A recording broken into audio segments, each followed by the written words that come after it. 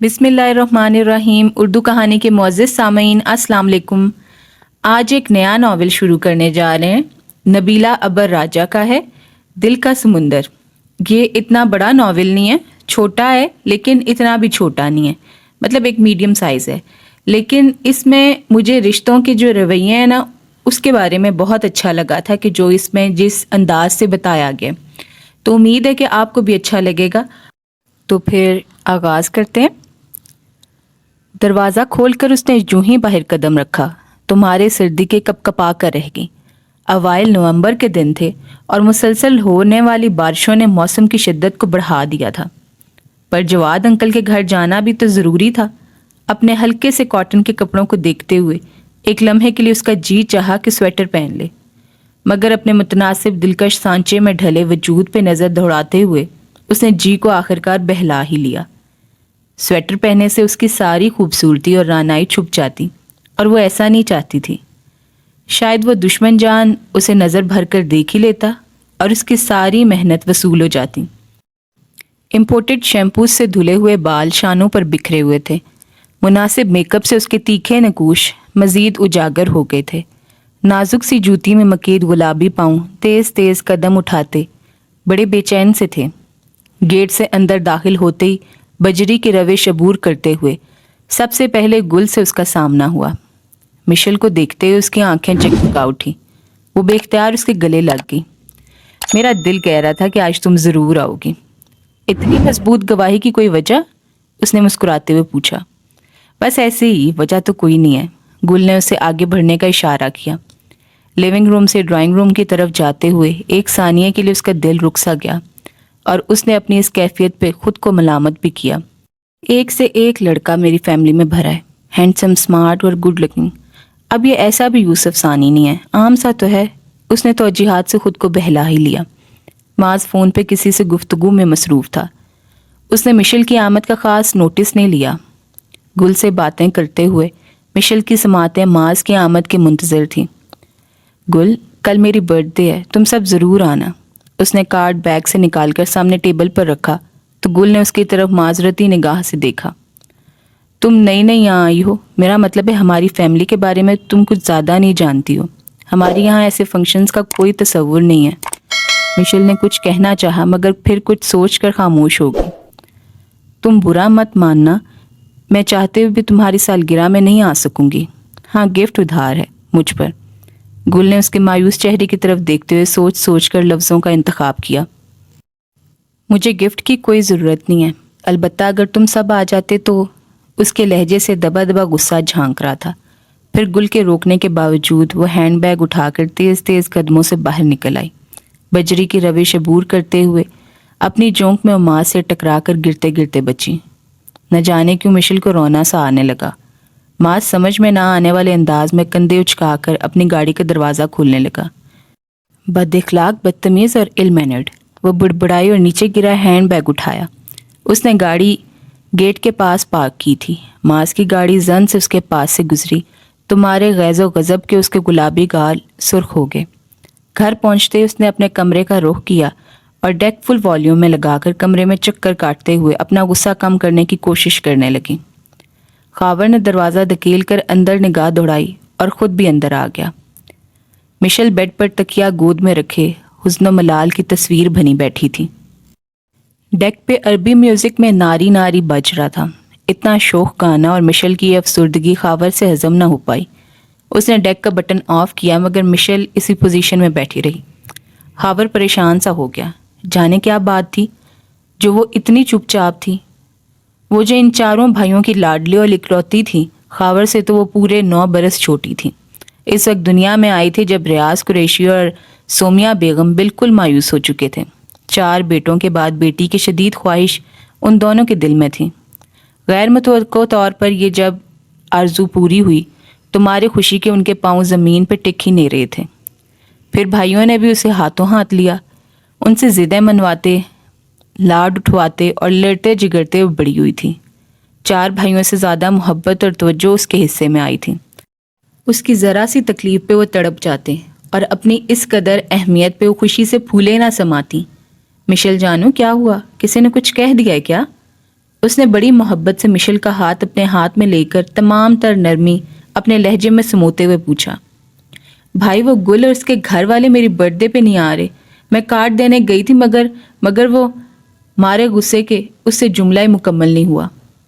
گل کا بھائی بہت بد اخلاق ہے، وہ روڈ ہے، ill mannered ہے، میں انکل جواد سے شکایت کروں گی اس کی۔ اس نے تکیہ اٹھا کر دور پھینک دیا۔ نہیں تمہیں ماس کے بارے میں غلط فہمی ہوئی ہے، وہ ایسا تو نہیں ہے، خاور نے ڈرتے ڈرتے کہا تو مشل نے غصیلی نگاہ سے اسے دیکھا۔ خاور کو اسے نارمل موڈ میں واپس لانے کے لیے آدھا گھنٹہ لگا۔ مزید فرمائش اس کے علاوہ تھی۔ اب چلو جلدی سے تیار ہو جاؤ، تمہیں اچھی سی جگہ لنچ کرواؤں گا، میں چینج کر کے آ رہا ہوں۔ خاور نے اس کے بال ہاتھ سے سنوارتے ہوئے آفر کی تو وہ خوش ہو گئی۔ گاڑی میں اس کے ساتھ بیٹھتے ہوئے مشل نے ماس کے بارے میں چند اور شکایتیں کی تو وہ اس کی تائید میں نہ چاہتے بھی ہوں ہاں کرتا رہا۔ نہایت غیر متوقع طور پر ریسٹورنٹ میں ماس سے ملاقات ہوگی۔ خاور نے بڑی گرم جوشی سے اس کی طرف مصافحہ کیا تو مشل ناگوار نگاہوں سے بھائی کی طرف دیکھنے لگی۔ بیٹھو معاذ، ہمارے ساتھ لنچ کرو، اس نے بڑے خلوص سے دعوت دی تو معاذ نے شائستگی کے ساتھ نفی میں سار ہلایا۔ میں اپنے دوست کے ساتھ آیا ہوں، دوست کو بھی یہاں لے آؤ، یہ کچھ مناسب نہیں لگتا۔ اس نے سہولت سے انکار کر دیا تو مشل کو خاور پہ بہت غصہ آیا۔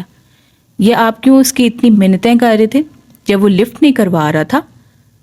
تم غلط سمجھ رہی ہو، منتیں نہیں کروا رہا تھا بلکہ صرف تمہاری وجہ سے انکار کر رہا تھا۔ میری وجہ سے؟ کمال ہے، تمہیں ابھی تک پتہ نہیں چلا؟ بھائی معاذ کے خاندان کی عورتیں پردہ کرتی ہیں اور معاذ عورتوں کی بہت عزت کرتا ہے۔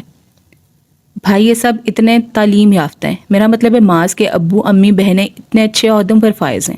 جواد انکل پھر بھی ان کی یہ دقیانوسیت میری سمجھ سے بالا تر ہے۔ اس نے برا سا منہ بنایا۔ دقیانوسیت سے مراد شاید معاذ کے خاندان کی عورتوں کا پردہ ہے، خاور نے کہا تو اس نے اس بات میں سر ہلایا۔ اپنا اپنا لائف سٹائل ہے، بہرحال میں معاذ کی والدہ اور اس کی بہنوں کی بہت عزت کرتا ہوں۔ خاور نے بات ختم کر دی اور مشل کی طرف دیکھا جو بے دلی سے اٹیلین پڈنگ کھا رہی تھی۔ صاف لگ رہا تھا کھانے پر اس کی بالکل توجہ نہیں تھی۔ خاور بل ادا کر کے باہر نکلا تو معاذ اپنے دوست کو خدا حافظ کہہ رہا تھا۔ خاور رک گیا تو مشل اس کے پاس سے گزر کر اپنی گاڑی کے قریب جا کر کھڑی ہو گئی۔ خاور 15 منٹ کے بعد اس کے پاس آیا تو مشل نے بھائی کو دیکھتے ہوئے خاصی زوردار آواز میں دروازہ کھولا اور دب سے اندر بیٹھ گئی۔ اسے ایک بار پھر رونا آ گیا۔ آج صرف معاذ کی وجہ سے وہ 2 مرتبہ رونے پر مجبور ہوئی۔ الو، جاہل کہیں کا۔ اس نے دل میں معاذ کو گالیوں سے نوازا اور توجہ باہر دوڑتے بھاگتے مناظر پر مرکوز کر دی۔ گل کی طرف سے میلاد کا بلاوا آیا تھا۔ مما نے جانے سے معذوری ظاہر کر دی۔ وہ اپنی دوست کی بیٹی کی شادی میں مدعو تھی۔ دونوں بھابیاں میکے میں تھیں، باقی مشل اور فری رہ گئی تھیں۔ سو ان دونوں نے محفل میلاد میں جانے کی حامی بھر لی۔ خاص طور پر مشل تو اس بلاوے سے بہت خوش تھی کیونکہ گزشتہ 1 ہفتے سے اس نے خود سے عہد کر رکھا تھا کچھ بھی ہو جائے بغیر کسی وجہ کے گل کے گھر نہیں جانا۔ یہ 7 دن بڑی ٹینشن میں گزرے تھے۔ کہیں محبت کا کھڑاک تو نہیں پال لیا؟ شازینہ نے گہری نگاہ سے مشل کو دیکھا تو اس نے برا سا منہ بنا لیا۔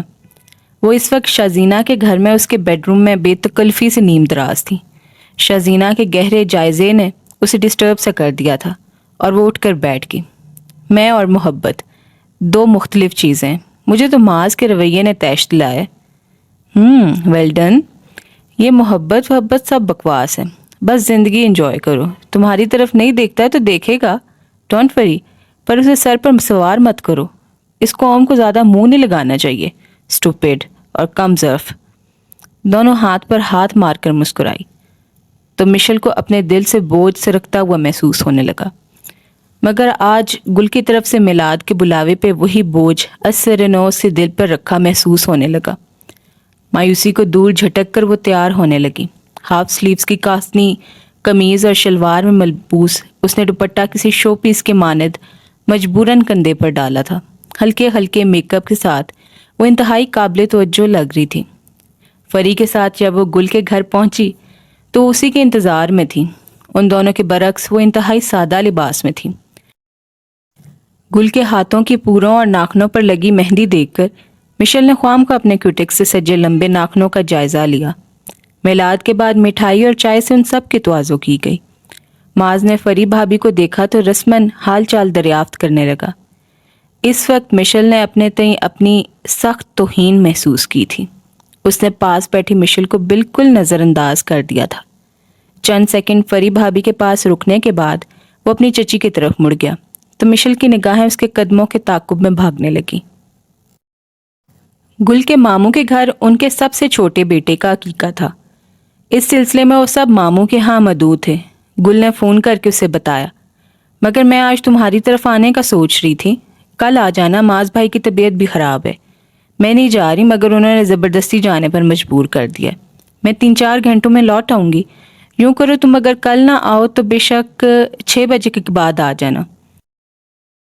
گل کے لہجے میں بھائی کے لیے فکر مندی اور محبت تھی۔ کیا ہوا تمہارے بھائی کو ویسے؟ مشل نے بمشکل اپنے اندرونی اضطراب اور ہیجان پہ قابو پایا۔ کل سے بخار اور موسمی نزلہ ہے۔ رات کو جو زوردار بارش ہوئی اس وقت وہ اپنے دوست کے ساتھ تھے۔ واپسی پہ گاڑی خراب ہوگی، گاڑی لاک کر کے وہ پیدل ہی گھر واپس آئے۔ شاید اسی وجہ سے ٹمپریچر ہے۔ ویسے 3-4 دن پہلے سے ان کی طبیعت خراب تھی، یہ بارش تو بہانہ بنی ہے۔ امی تو مسلسل چاروں کل سورہ کوثر، سورہ یاسین وغیرہ پڑھ پڑھ کر پھونک رہی ہیں انہیں۔ شاید نظر بد کا اثر ہو۔ یوں بستر پر پڑے ہیں، میرا تو دل ہی اتنا پریشان ہے کہ کیا بتاؤں۔ او گاڈ، یہ لوگ ذرا سی بات کا بتنگڑ بنا دیتے ہیں اور بخار کو نظر بد کا اثر قرار دیتے ہیں۔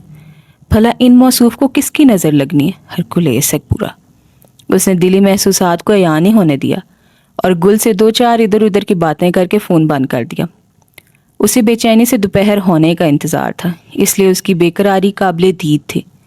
2 بجنے میں ابھی آدھا گھنٹہ تھا جب وہ مما کو گل کے گھر جانے کا کہہ کر نکلی۔ اس سلسلے میں آج اس نے خصوصی اہتمام کیا تھا، پوری طرح کیل کانٹوں سے لیس تھی۔ تنہائی میں دیکھیں گے مسٹر معاذ تمہیں، شاید سب کے سامنے مجھ پر نظر ڈالنے سے تمہیں اپنی چوری پکڑے جانے کا خوف ہوتا ہے۔ اس محاذ پہ پیدر پہ ناکامیوں نے اسے احساس توہین میں مبتلا کر دیا تھا۔ وہ بے حد ریش ڈرائیونگ کر رہی تھی۔ 2 بجے سے پہلے وہ سفید گیٹ کے سامنے موجود تھی۔ گاڑی سے اتر کر اس نے کاربل پر انگلی رکھ دی تھی۔ چند سیکنڈ بعد گیٹ کھل گیا۔ چوکیدار شریف قریب ہی تھا شاید، ویسے دن میں وہ یہاں نہیں ہوتا تھا، آج گھر والے خود اسے چھوڑ کر گئے تھے۔ چھوٹی بی بی گھر پہ تو کوئی نہیں ہے، وہ ادب سے بولا۔ وہ جانتا تھا کہ گل کی سہیلی ہے۔ مجھے پتا ہے، میں تو معاذ کو دیکھنے آئی ہوں، اس نے دھڑلے سے جھوٹ بولا۔ چوکیدار نے گیٹ کھول دیا۔ اس نے گاڑی باہر ہی کھڑی رہنے دی۔ معاذ کے کمرے کا رستہ اسے معلوم تھا۔ چند سیکنڈ دروازے پر رک کر اس نے تیزی سے دھڑکتے دل پر قابو پایا۔ ہاتھوں سے بال سوار کر اپنے سراپے کا جائزہ اثر نو لے کر اس نے دھیرے سے اندرونی دروازہ اندر کی طرف دھکیل دیا، جو ذرا سی حرکت سے چوپٹ کھل گیا۔ کمرے میں مکمل اندھیرا تھا۔ وہ اندر آ گئی۔ معاذ حیرانی سے اٹھ بیٹھا۔ ویسے بھی وہ سویا ہوا نہیں تھا، صرف آنکھیں موندے لیٹا تھا۔ السلام علیکم۔ اندر کمرے میں کھڑی مشل کو وہ بخوبی پہچان گیا تھا۔ سچ مچ اسے حیرت کا جھٹکا لگا اور اس نے بستر سے اتر کر کھڑکیوں سے پردے سرکا دیے۔ آپ اس وقت یہاں کیوں؟ آپ پریشان ہو گئے؟ مشل نے بمشکل بہادری دکھائی، ورنہ اس کے سامنے آتے جانے اس کی ساری بولڈنس کہاں چلی جاتی تھی۔ میں گل کے پاس کام سے آئی تھی، یہاں آ کر پتہ چلا کہ وہ تو گھر پر ہی نہیں ہے، سوچا آپ کی خیریت ہی معلوم کر لوں۔ اس نے چہرے پر زبردستی بشاشت لاتے ہوئے کہا تو معاذ نے اسے دیکھ کر کہا، مس مشل، گھر پر کوئی نہیں ہے، آپ کو گیٹ سے واپس ہو جانا چاہیے تھا، خواہ مخواہ اندر آنے کی زحمت فرمائی ہے۔ آپ تو ہیں نا؟ اصولاً اس عزت افزائی پہ اسے احساس ہو جانا چاہیے تھا، مگر وہ دلکشی سے مسکراتی رہی۔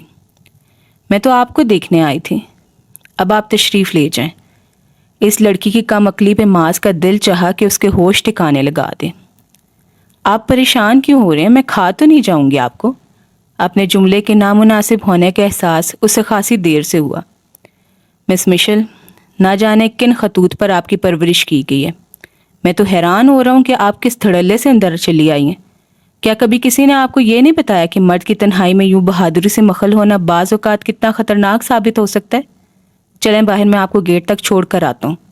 آئندہ اس طرح کا ایڈونچر مت کرنا، یہ حماقتیں مہنگی پڑ سکتی ہیں۔ آپ عزت دار بھائیوں کی بہن ہیں۔ معاذ کا ایک ایک لفظ اس کے جسم اور جان میں خنجر کی طرح لگا تھا۔ اسے بس اتنا یاد تھا کہ گاڑی میں ڈرائیونگ سیٹ پر بیٹھتے ہی اس کی آنکھوں کے آگے دھند کی چادر تن گئی تھی۔ تو یہاں اس قسط کا اختتام ہوتا ہے. اب آپ نے یہ بتانا ہے کہ آپ کو یہ ناول کس طرح کا لگ رہا ہے. مجھے تو یہ بھی انٹرسٹنگ سا لگ رہا ہے. اور آپ لوگ اگر کوئی نیا آیا ہے سننے والا تو وہ چینل کو سبسکرائب کر دے. ویڈیو پسند آئی ہے تو اس کو لائک ضرور کرنا ہے، اس سے حوصلہ افزائی ہوتی ہے، اور شیئر بھی کرنا ہے. اپنا بہت سارا خیال رکھیے گا. اللہ حافظ.